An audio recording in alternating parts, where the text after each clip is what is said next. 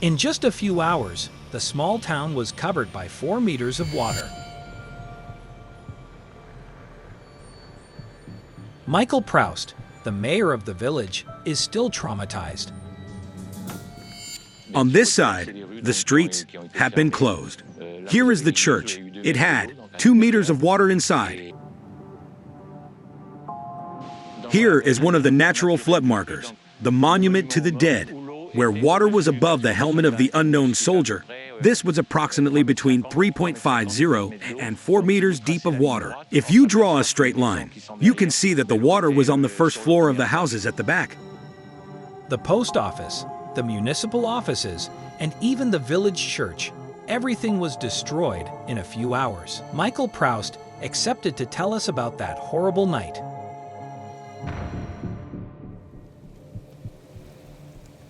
It all started when heavy rain suddenly fell on Villegelhenk.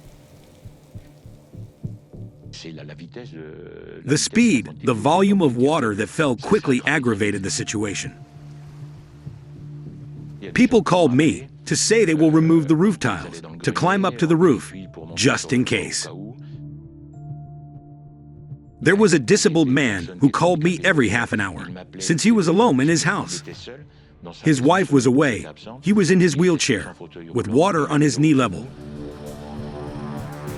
At that moment, Michael Proust started measuring the magnitude of the tragedy affecting his village. He rushed to the town hall. But the flood happens to be much more violent than he imagined. Living on the hills, 90 minutes away, I couldn't come. I called assistants, who couldn't come. There was too much water. We could not get to the village anymore. Help came in. People on the roofs were airlifted, including 2 who were injured. You can't gain access to the village because the water level has had consequences beyond belief. Water was found at more than 4 meters in the houses. It was desolated, since the refrigerated window of the butcher was on the street. His window exploded. It was blown off the ground and ended up on the side of the sidewalk. All the doors and windows exploded. In the houses, everything was upside down. Everything was raised, the fridges, the freezers, the gas stoves. Out of the 860 homes in the village, 430 are flooded. Even the city's bridge gave way under the weight of the water. The damage is insane. In the early morning, Michael Proust draws up a provisional assessment of the flood, and the result is tragic. Until you experience it, you can't imagine what damage water can cause as damage. There are 4 deaths to mourn in town.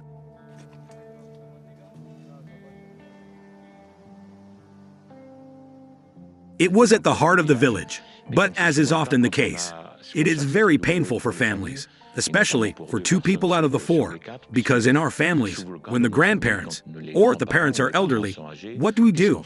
On the ground floor, we fix a bedroom and a bathroom. 2 out of 4 were in these ground floor layouts. They are dead. The 3rd person passed away due to the flood. Firefighters managed to keep her alive, but she died upon arrival at the hospital. The last was carried away by the floods. He had a studio behind his parents' garden. The flood came and carried him away. He was found at the other end of the village in a tree.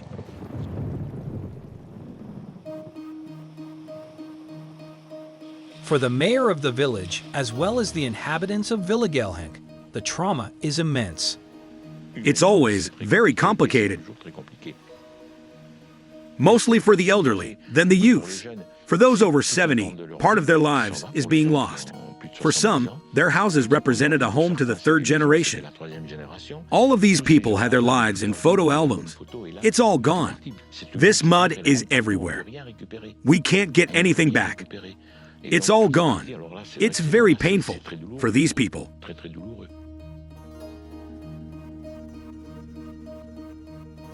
Villegelhenk is not the only town that was devastated. In the surrounding villages, the situation is also chaotic. Go to the other side of the window. Report to them. That day, in the Department of Vaud, we counted 15 deaths, 99 injured, and huge material damage. Over 1,000 people were evacuated from their homes.